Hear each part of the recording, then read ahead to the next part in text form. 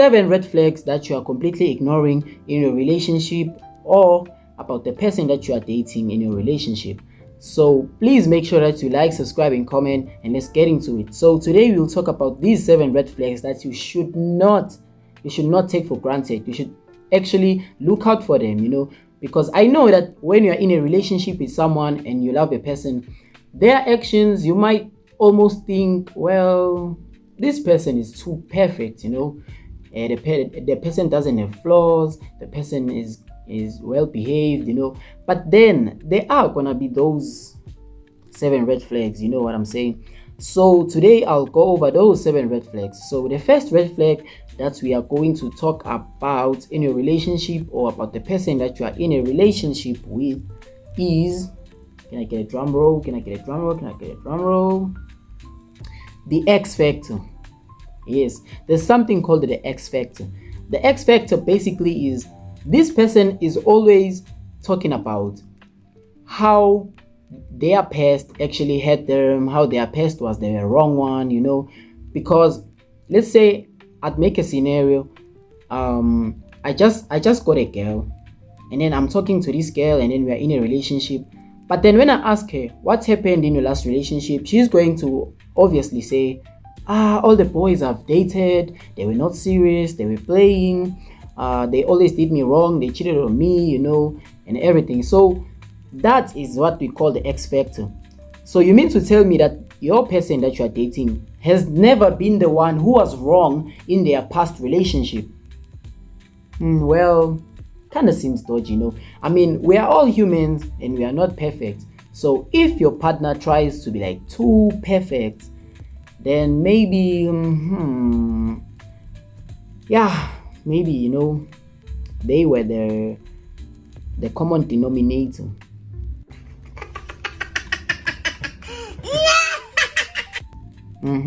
They were the common denominator. So they were the ones who were actually wrong. I mean, that's a red flag, because you can't be in every relationship and then you are always the one who is right. Do you get my point? Like, you can't actually be like that. Like, it doesn't work like that. So you mean to tell me that maybe you've been in 6 different relationships and then all those guys, they were the problems? No, it doesn't work like that. It doesn't work like that. I'm sure in 1 or 2 of those relationships, maybe you were the problem, but if you say that's the case, then maybe you might be the problem, Okay, so now we are moving to factor number 2. Factor number 2 is selective kindness. Now listen carefully. You know that in life, people tend to help people that they often care for, or people that they often have sympathy for, or empathy for. So let's say your person loves to help people, but then she or he is selective with the kind of help that he gives to different people. So maybe your lover or the person you are dating only helps people who are maybe from his place where he grew up, maybe, but he doesn't help people from other places. Maybe if I would make a scenario, I would say your person is helping people that he actually has some experience with and actually knows, but he doesn't help people that he doesn't know.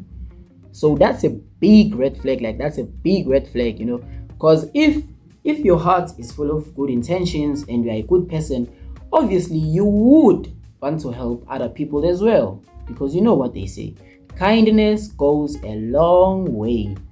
So you shouldn't really ignore that red flag, because that's a red flag. If your person doesn't want to help other people, but then he or she helps other people, but then it is selective.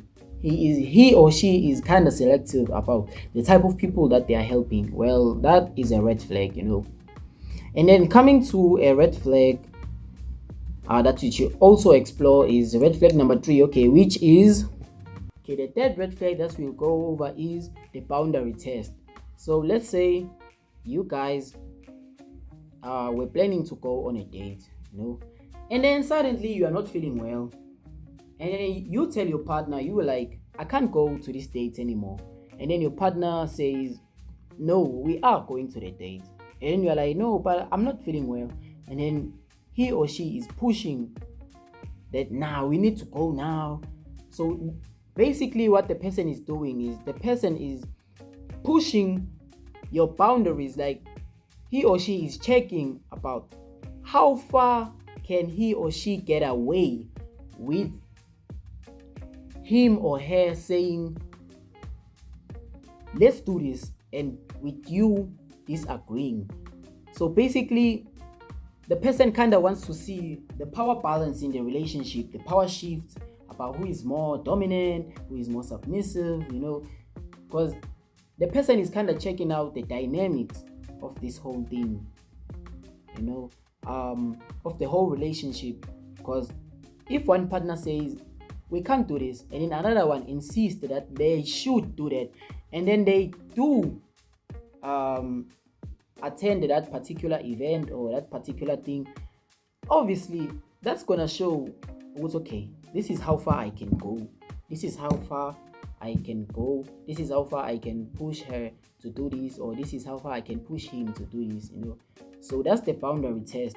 And each and every time, the boundary test is gonna be in many different scenarios, many different scenarios, in which we are still going to go over them, but not on this video.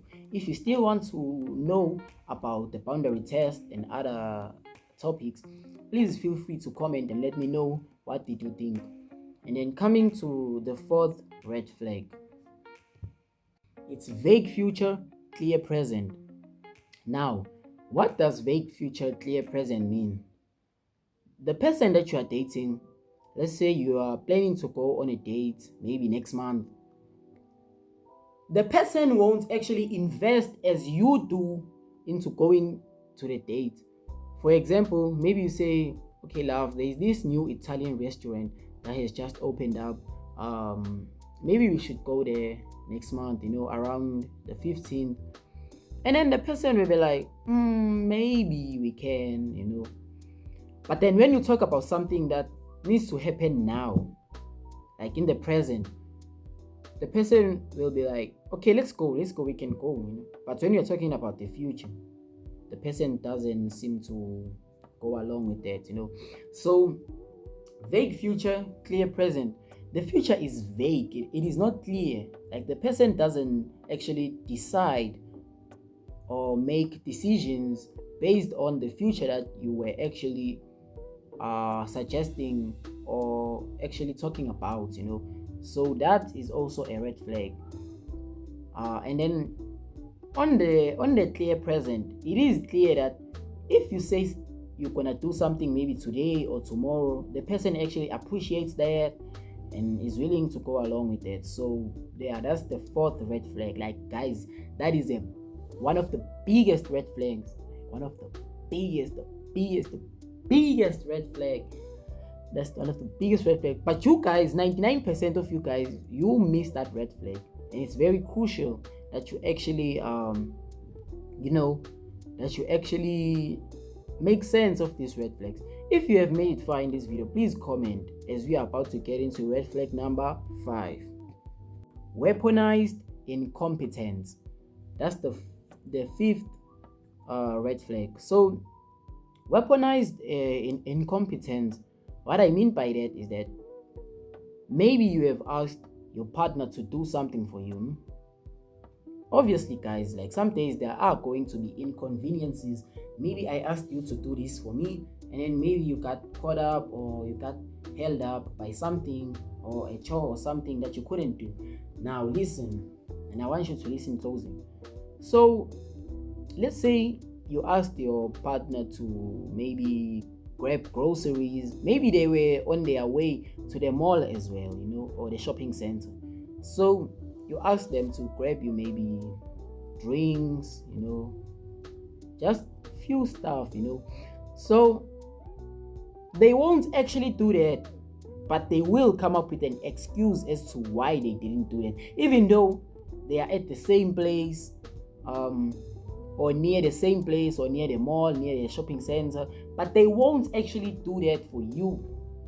Like they won't do that for you. And the reason behind that is that some actually go back to the point that I said, the boundary test. They are actually trying to figure out how much or how will you let them get away with the things that they don't want you to actually be in control of, in the relationship. So when something like that happens, you will see that it happens more often. Even maybe if you guys are living together, and then you are like, okay, today can you cook? Can you cook this and this and this? The person will be like, oh nah, babe, I can't.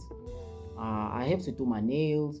I have to do this and that and that and that and that and that. Okay, maybe the nail part was not a good example.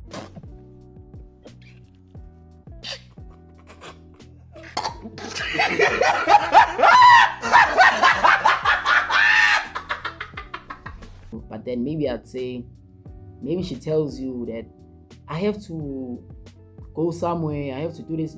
So this happens too often, like it happens too often. It's kind of like a repeating cycle, like it's sinusoidal, like repeating. Notice the same thing. When I ask her this, she's going to say she's busy or she's going somewhere and she's going to do this, blah blah blah blah blah blah blah blah blah, And then coming to the sixth red flag that you should not ignore, the joke that stings. That is the sixth red flag that you should not ignore. So the joke that stings, a person might make a joke that is actually disguised, like it is actually disguised. Like you can analyze this joke and be like, I think this person was actually trying to be mean, but without actually getting me to notice, because some jokes, like as people, we do often joke with each other, but then some jokes, guys, they come with jealousy, they come with envy, they come with hatred, they come with all sorts of different types of emotions, feelings, because some things you can't joke about. Like you can't joke about some things, like sensitive stuff. So, and then after they do the joke, they'll be like, nah, you are too sensitive, when you are actually reacting to the joke. For example, maybe the person joked about something that he or she knows that I clearly don't like it being joked about. And then the person jokes about it. And then when I show my emotion, maybe I show frustration, I show anger, all these different type of responsive emotions, and then the person will be like, nah, you are too sensitive. No, guys, you are not sensitive. You are a human being, and being human being means you have emotions, you have feelings, you have reactions, and we are really different. So even the way that we react to things, we are very different. So the person might actually try to use that against you and be like, you are too defensive, you are too sensitive. But no, you are not too sensitive. What they did was very wrong, and they know it too. They are just pushing your limits, and that's a big red flag. Because someone who cares for you wouldn't want you to have your emotions or feelings hurt,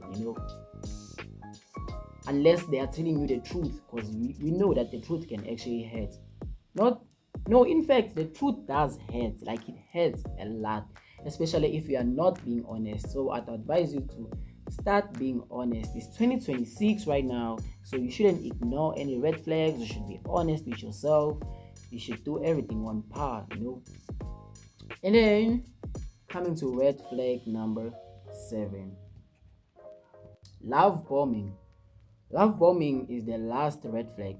Guys, we shouldn't love bomb people.